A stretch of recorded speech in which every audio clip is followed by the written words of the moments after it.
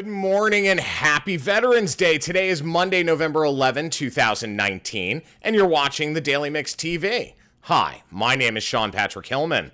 Happy Veterans Day, folks. Today is a federal holiday honoring those men and women who've dutifully and honorably served our nation in the armed forces. Banks are closed except for TD Bank, which is open. All government offices, both nationally as well as locally, are closed, as are the courts. Now, interestingly enough, the New York Stock Exchange is open for trading, which does seem a little odd to me and maybe even a little disrespectful. But hey, each unto his or her own, I suppose. On to the news for the day. These days, sneakers are often considered collectibles. And in June, a pair of rare Nikes fetched a record-breaking $437,500 at auction in New York. Well, it does look like that trend is climbing up the social ladder. Adidas and Prada are joining forces to create a limited edition sneaker range. The sportswear company and Italian fashion house have stated that the collaboration is built on a fusion of fashion and performance and is the start of a long-term partnership. It's Adidas' latest collaboration with a designer, while for Prada, this deal really does mark an ability and opportunity for them to expand into the casual lifestyle sector, which is incredibly lucrative. So that's a smart move for them. Now, the question I have is, could the doyenne of Vogue, Anna Wintour, and the one known affectionately as the Devil, possibly wear Adidas? Well, only time will tell. So a quick break and two things very quickly before we continue the news. This coming Sunday on November 17th, as you can see on the screen, from 7 to 10 is the Country Couture event at Johnny Utah's in Rockefeller Center. It's hosted by Emperor Antonio T. Ventura, Princess Diamante, and Baroness Ruby Starling. So Ruby Starling and Princess Diamante are friends of mine, very dear friends of mine. This is being put on by the Imperial Court of New York.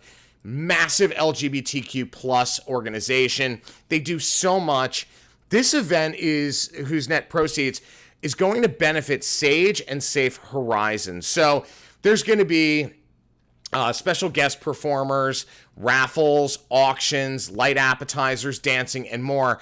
Plus, there's a best dress competition. And if you've ever been to an Imperial Court of New York event, I can tell you, when they do a best dressed competition, it gets absolutely insanely cool. So you got to check this out. Special love to Stacy and Revy for giving me the heads up on this, ladies. I can't wait to see you. It's $50 admission at www.icny.org. You can also go there to learn more. Now, yesterday, thanks to our friends at U-Haul of Chelsea, Rock and Rawhide emptied our drop box bins at Petco locations throughout the city, as well as Pure Paws Veterinary Care of Hell's Kitchen and West Village Veterinary. So U-Haul donated a 15-foot truck to us for the day when they heard about how many donations we needed to pick up and what was going on. They are just such a pawsome company.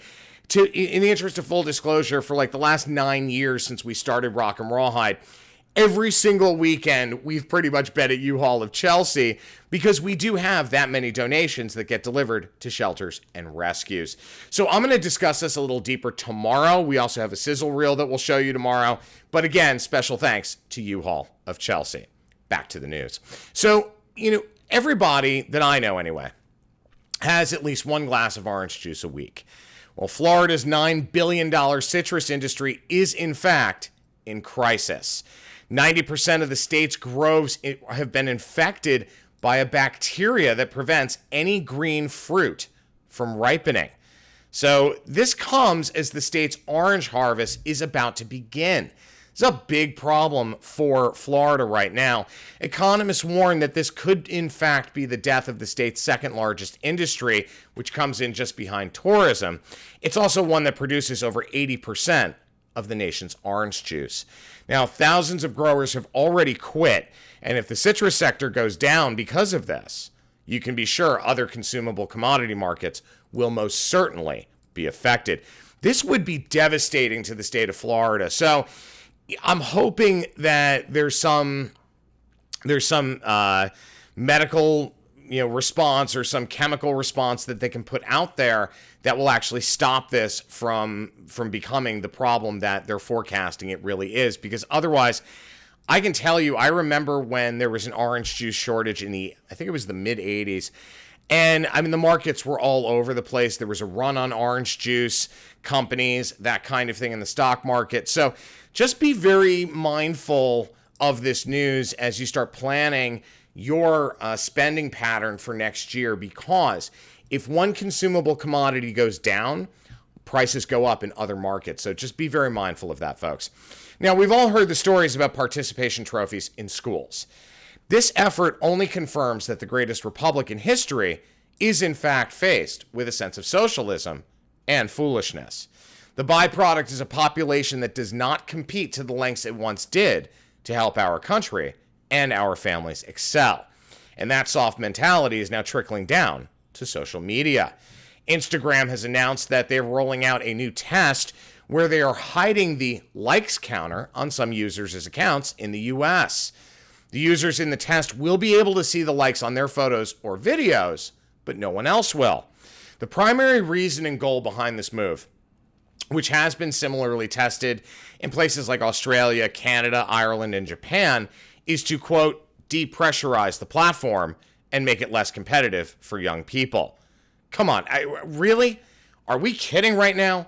Now we're worried about people being pressured to compete for popularity. Did any of these people go to high school? I mean, it just, none of it makes any sense whatsoever. To take out that notion of competition and that notion of wanting to succeed and excel is a big, big mistake. And we're already seeing the ramifications of that type of policy in very unproductive workers out of the millennial generation, because they were the first one to have this experience in terms of trophies for all. To continue down this road, honestly, is the road to hell, and we need to stop. We need to get back to brass tacks and focusing on there's nothing wrong with somebody winning, and there's nothing wrong with someone losing. It is, in fact, how you play the game. And people have forgotten that, all because somebody's feelings got hurt. Well, guess what? The next time that person goes in, they may be the winner instead of the one who didn't win. So none of this makes any sense. It's all politically driven, and all it's going to do is hurt the United States. It looks like the luxury candy retailer Sugarfina announced that it purchased substantially the entire set of assets and affiliates in a sale worth about $15.1 million, according to the Wall Street Journal. Sugarfina had filed for Chapter 11 back in September, stating that the process would allow it to complete their open and competitive process as it looked to sell its assets. They had also closed 6 of their locations. Quote, like many retail brands, Sugarfina has been negatively impacted by a challenging retail environment, particularly in malls where many of our boutiques are located. After careful review of a wide range of available options, we determined that an organized restructuring of the company was in the best interest of all parties, including our valued customers, partners, and employees. That's according to Sugarfina's co-owners. Now, they're known for luxury candies like those champagne gummy bears and the acrylic packaging, the iconic packaging that they have, as well as their high-end doors. They had operated 44 locations, including 11 shop-in-shop concepts at Nordstrom doors at the time of their filing. You know, they had been trying to expand globally, but the problem here really is that at the end of the day, it's location, location, location. So whomever was in charge of real estate decisions for Sugarfina should have had their head examined, because putting that retailer in malls makes no sense. They should have focused more on their enterprise sales and distribution to places like the W Hotels, where they had a distribution deal for many years. And the notion of a challenging retail environment, really? That's about that narrative is being driven by department stores and big box retailers who blame Amazon for their woes. The issue at hand is very simple. They failed to pivot and evolve their businesses, which led consumers to continue to a more convenience format in online ordering. Plus, it's less expensive in many ways, so they didn't compete. Now, if you don't give consumers a reason to go to your stores, then who's really at fault there? My name is Sean Patrick Hillman. I'm the editor-in-chief of the Daily Mix TV. If you guys have any questions, comments, or story ideas, please email thedailymixtv@gmail.com. Have a great day, guys. We'll see you tomorrow.